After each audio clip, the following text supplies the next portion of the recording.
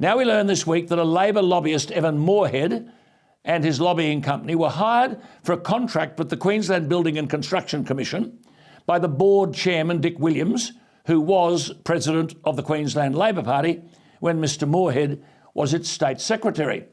Williams allegedly signed on Moorhead's lobbying firm, authorising, quote, an exception to official procurement rules, unquote. That would have to be approved by the then Commissioner. Well, the then Commissioner, Brett Bassett, allegedly approved. Months before his engagement by the QBCC in late 2019, Mr Moorhead left Premier Palaszczuk's office, where he was her top political advisor, which prompts a simple question, does it not? Why, since Mr Moorhead quit the Premier's office, has his company become the most in-demand lobbying firm in Queensland, commanding hundreds of meetings with ministers and senior staff? Well, this week the stuff has hit the fan. The former university boss, Peter Coldrake, has pulled the rug from under Moorhead and Co and the government in a scathing review of culture and accountability in the public sector. He is recommending that lobbyists who go from involvement in an election campaign into business be barred from dealing with the government for 4 years. That's a direct response to the fact that former ALP secretaries Cameron Milner and Evan Moorhead headed Queensland Labor's election strategy as they continued to lobby the government on behalf of corporate clients, some of whom were the subject of announcements by the Premier and her ministers before and during the election campaign. Well, Premier Palaszczuk said she'll accept all the recommendations of the Coldrake review, which will cripple the business model of Milner and Moorhead.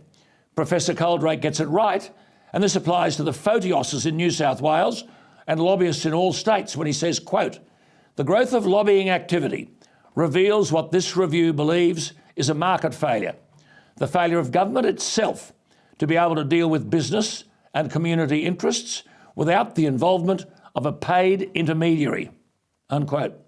Professor Coldrake, the former Queensland University of Technology Vice-Chancellor, has urged Premier Palaszczuk to use the review as a wake-up call to support a more open and transparent government. His report is titled, quote, Let the Sun Shine In, and makes 14 recommendations, all of which Premier Palaszczuk says will be accepted. That'll be interesting. One recommendation is that secret cabinet agendas, submissions and decisions be proactively published online within 30 business days. Argued Professor Coldrake, the community certainly tires very quickly when politicians of any colour and in any jurisdiction hide behind cabinet or commercial in-confidence to fend off legitimate questioning on even routine matters, unquote. Well, Premier Palaszczuk said she welcomed the findings. I wonder if she's read them.